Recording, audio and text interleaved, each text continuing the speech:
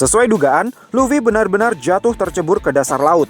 Dan oleh karena dia adalah seorang Dev User, akan sangat mustahil jika dia bisa tiba-tiba selamat dengan sendirinya tanpa ada tangan-tangan yang menolongnya. Saya pribadi sangat yakin akan ada seseorang yang datang menyelamatkan Luffy. Dan orang itu memang sudah dipersiapkan jauh-jauh hari oleh Eiichiro Oda. Dugaan saya, Jinbert dan beberapa anak buah Trafalgar Law yang mengendarai Polar Tank lah orangnya. Setahu saya Jinbert bukanlah seorang Dev User, jadi dia mungkin tidak memiliki masalah dengan berenang. Sementara posisinya saat ini masih menyelam menggunakan Polar Tank yang gagal mendarat di Onigashima karena pulaunya Kaido tersebut keburu terbang sebelum Polar Tank sempat berlabuh. Saya menduga begitu menyadari kalau pulau Onigashima melayang di udara dan terbang menuju daratan Wano, Polar Tank akan menyelam mengikuti kemana arah pulau tersebut terbang. Sehingga ketika Luffy terjatuh dari pulau Onigashima, mereka akan bisa melihatnya dan segera melakukan tindakan penyelamatan. Jadi menurut prediksi saya, peluang Jinbert untuk menjadi dewa penolongnya Luffy sangatlah besar. Meskipun tidak mustahil jika tubuh Luffy akan bisa hanyut dan dengan sendirinya terdampar di pantai Wano, karena di ending manga One Piece chapter 1014 ini terlihat pulau Onigashima sudah terbang sampai di atas daratan Wano. Yang artinya Luffy tidak benar-benar jatuh di tengah lautan, tetapi jatuh di dekat pantai Wano, yang membuat peluangnya untuk terdampar di daratan Wano sangatlah besar. Jadi kita tunggu saja klarifikasinya Eiichiro Oda nanti. Nah, manga One Piece chapter 1014 dimulai dengan memperlihatkan posisi Kaido di atap dom yang sedang melihat proses jatuhnya Luffy ke dasar laut. Di momen tersebut, ada beberapa komentar menarik yang keluar dari mulutnya Kaido yang menurut saya sangat layak untuk dibedah lebih dalam. Pertama, komentarnya tentang teknik bertarung Luffy. Kaido kelihatannya terkesan dengan kemampuan Luffy melapisi serangannya menggunakan Houshoku Haki. Namun, dia terlihat cukup risih dengan teknik yang Luffy gunakan. Kaido bahkan sampai mencemooh, Gomu-Gomu no apalah-apalah itu. Dari kritik pedasnya Kaido di chapter 1014 ini, saya curiga kalau Eiichiro Oda sudah mulai capek memikirkan nama-nama jurus baru untuk teknik Gomu-Gomunya Luffy. Jadi mungkin setelah Luffy bangkit dari kubur nanti, teknik bertarungnya akan berubah sangat drastis. Mungkin dia akan menjadi seperti Shirohige yang koplokan-koplokan mautnya tidak memiliki nama-nama khusus. Yang kedua adalah perkataan Kaido terkait Joy Boy. Di chapter ini Kaido berkomentar kalau Luffy sepertinya juga tidak dapat menjadi Joy Boy. Perkataan Kaido ini secara tidak langsung menunjukkan kalau Kaido bukanlah gumpalan otot tanpa otak. Terbukti dia ternyata juga tahu sesuatu tentang Joy Boy. Karena Kaido bilang, sepertinya kamu juga tidak bisa menjadi Joy Boy. Bisa jadi selama ini Kaido sebenarnya sudah tahu tentang cerita Joy Boy. Entah itu dari Oden Rebus yang dulu pernah menemaninya minum sake, atau dari Yamato yang dapat informasi tentang Joy Boy dari buku diarinya Oden. Karena suatu alasan, Kaido percaya dengan ramalan tentang Joy Boy tersebut, dan dia terus menunggu kedatangan sang juru selamat tersebut di negeri Wano. Mungkin sebelum Luffy datang ke Wano, Kaido sudah mencurigai beberapa orang yang pernah datang ke Wano dan menantangnya sebagai Joy Boy yang dia nantikan. Namun karena mereka semua berhasil Kaido taklukkan, sampai sekarang Kaido masih terus menunggu kandidat Joy Boy yang lain untuk datang ke Wano, termasuk kedatangan Monkey D. Luffy. Tapi karena Luffy pada akhirnya berhasil dia ceburkan juga ke laut, Kaido jadi menganggap kalau Luffy bukanlah Joy Boy yang dia tunggu. Dugaan saya, Kaido yang mungkin ingin mati dengan cara keren seperti Goldie Roger atau Shirohige, karena seperti yang dia bilang di manga One Piece chapter 994, kalau kematian akan menyempurnakan kisah hidup seorang manusia, berpikir kalau mungkin dengan mati di tangan Joy Boy, dirinya akan bisa mati dengan keren seperti kedua seniornya itu. Dan itu akan menjadi akhir yang sempurna dari perjalanan hidupnya. Sehingga dia terus menjajah negeri Wano sambil menunggu kedatangan si Joy Boy yang telah dijanjikan, yang konon akan membebaskan negeri Wano dari penjajahan sekaligus membuka border Wano untuk dunia luar. Nah, di saat Kaido sedang merenungi kekalahan Luffy melalui Denden Mushi, Bao Huang melaporkan kalau dia sudah berhasil menemukan posisi Kozuki Momonosuke berada. Begitu mendengarnya, Kaido langsung bergegas untuk turun tangan langsung ke TKP untuk menghabisi putra mahkota Shogun Wano tersebut. Sebelum bertransformasi menjadi seekor naga dan terbang menuju ke lantai bawah untuk masuk kembali ke dalam kastil, melalui lubang yang dibuat oleh Big Mom saat mengetes kekuatan Hera, Kaido memerintahkan Bao Huang untuk memberitahu semua orang kalau hasil pertempuran sudah ditentukan. Monkey D. Luffy, orang yang menyandang nilai bounty tertinggi dari pihak aliansi, sudah berhasil dikalahkan dan jasadnya kini tercebur ke dasar laut. Akazaya 9 juga sudah dihancurkan. Sementara saat ini Kaido sedang OTW turun gunung untuk membersihkan sisa-sisanya. Namun siapa saja yang mau menyerah, Kaido akan dengan tangan terbuka menerima mereka semua menjadi anak buahnya. Tawaran semacam ini tentu saja sangat menggiurkan. Tapi jawaban Sanji dan Zoro sepertinya sudah mewakili jawaban semua orang. Najis, tidak sudi. Meski Luffy dan ke-9 Samurai Oden benar-benar sudah dikalahkan, pertempuran sepertinya masih akan terus berlangsung sampai titik darah penghabisan.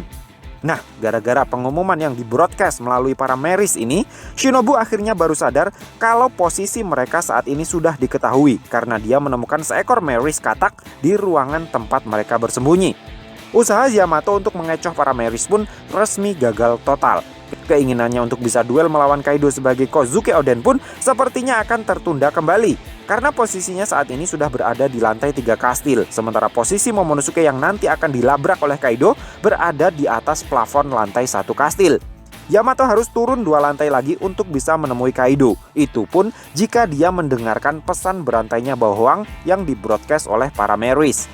Kalau tidak, ya dia akan terus ngeloyor ke atap dom untuk mendapati Zong besar. Sementara itu di area panggung utama terjadi sebuah pertarungan yang cukup menegangkan. Dengan mode monster point-nya, Chopper beberapa kali berhasil meng-smackdown bolak-balik Queen yang sudah dalam mode Brachiosaurus-nya. Meski begitu, Queen terlihat sama sekali tidak mengalami luka fatal akibat serangannya Chopper itu. Entah karena durability seorang Ancient Yoan User yang begitu luar biasa, atau karena Chopper tidak melapisi serangannya dengan Busosoku Haki. Chopper tidak menguasai Haki. Akibatnya, justru stamina Chopper sendiri yang terkuras habis. Nah, dari adegan ini, terungkap fakta bahwa mode monster point-nya Chopper saat ini sudah bisa bertahan lebih dari 3 menit. Terima kasih kepada Caesar Clone yang sudah membantu Chopper untuk bisa meningkatkan durasi monster point-nya itu hingga nyaris mencapai 30 menit.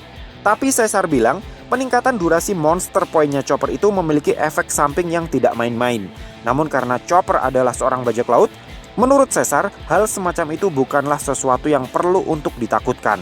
Dari cerita kilas baliknya Chopper dengan Caesar ini, yang menurut saya terjadi selama perjalanan mereka menuju Pulau Zu, karena kepala Caesar masih diperban dan hidungnya masih mimisan akibat dikoploki seseorang, saya tarik kesimpulan kalau saat ini, durasi monster point-nya Chopper sudah mencapai 30 menit. Dan saat ini, Chopper masih punya waktu kurang dari 10 menit untuk mempertahankan mode terkuatnya itu.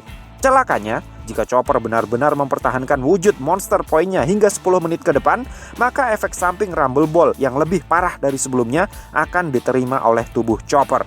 Chopper mungkin akan tewas.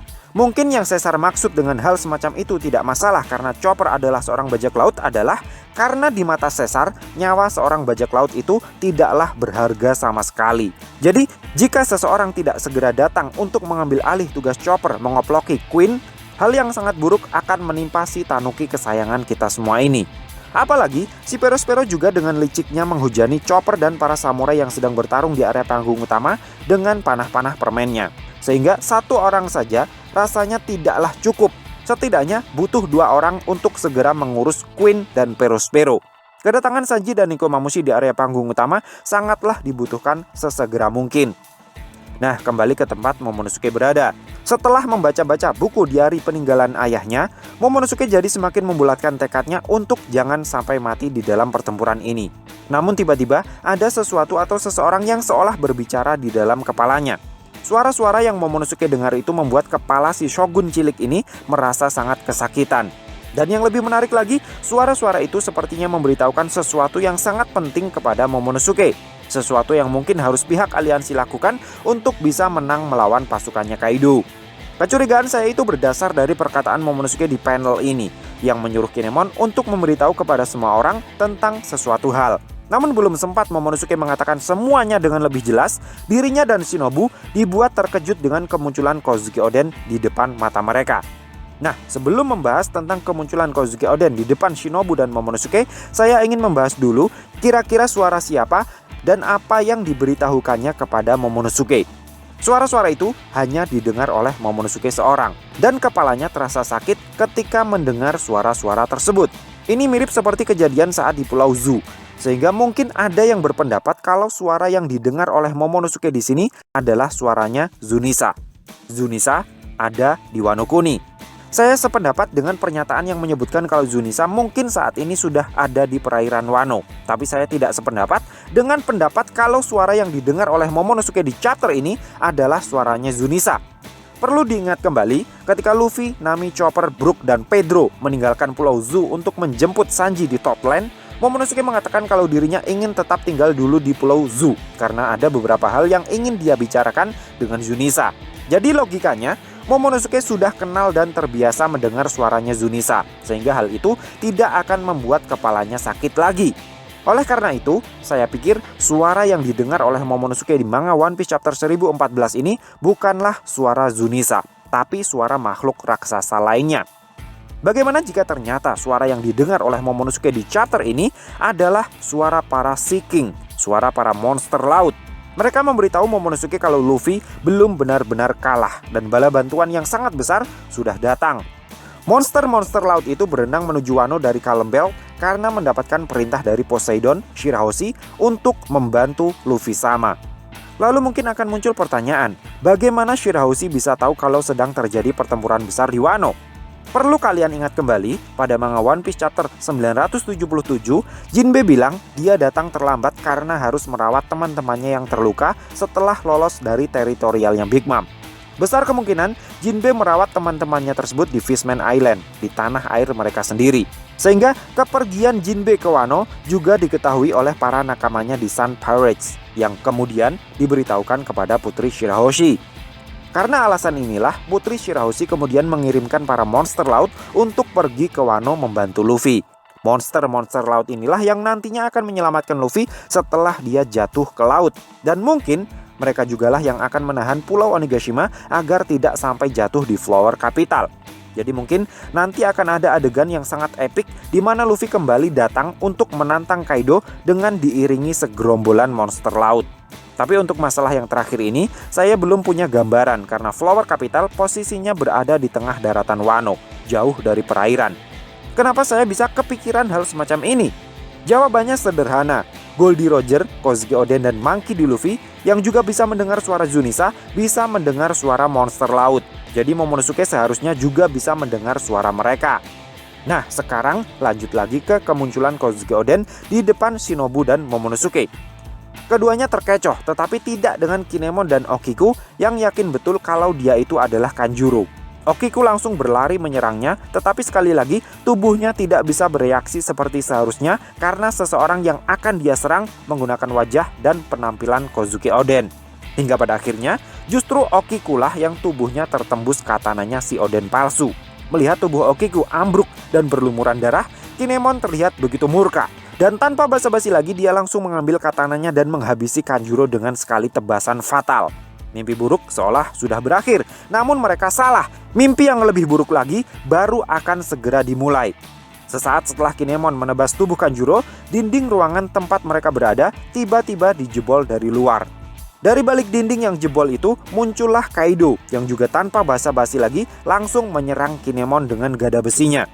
Dilihat dari posisi Kinemon menangkis serta aura Ryuo yang menguak tebal dari gada besi Kaido, sepertinya kali ini Kinemon benar-benar sudah tamat.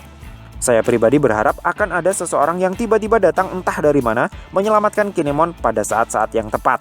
Tapi siapakah orang itu? Mungkinkah orang misterius yang muncul pada manga One Piece chapter 1004 akan dikonfirmasi identitasnya di chapter mendatang sekaligus sebagai orang yang akan menyelamatkan Kinemon?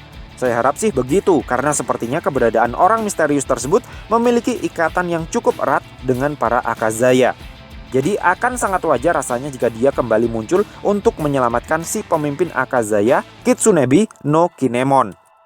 Nah, yang tidak kalah menarik dari adegan ini adalah perkataan Okiku yang menyebutkan kalau lingering snow sudah mencair, sehingga fajar pasti sebentar lagi akan terbit. Kata-katanya ini terdengar seperti kata-kata perpisahan, sama dengan kata-kata Kanjuro setelah ditebas oleh Kinemon. Jadi ada kemungkinan kalau keduanya benar-benar akan tewas setelah chapter ini. Malahan entah kenapa saya berpikir kalau semua Akazaya 9 pada akhirnya nanti akan tewas di penghujung Arc Wano. Mungkin hanya Shinobu saja yang selamat untuk menceritakan kisah kesetiaan para samurai Oden yang berjuang untuk membalaskan dendam tuan mereka. Persis seperti kisah legendaris 47 Ronin. Manga One Piece chapter 1014 benar-benar menyajikan cerita yang sama sekali tidak pernah terbayangkan di kepala saya. Jadi tanpa ragu lagi saya akan memberi rating 7 dari 5 untuk chapter 1014 ini. So, piye menurutmu cah? Terima kasih sudah mampir ke channel kami. Jangan lupa like, share, dan subscribe jika menurut kalian video-video kami cukup menarik untuk ditonton. Sampai ketemu lagi dalam video kami yang berikutnya. And matur nuwun.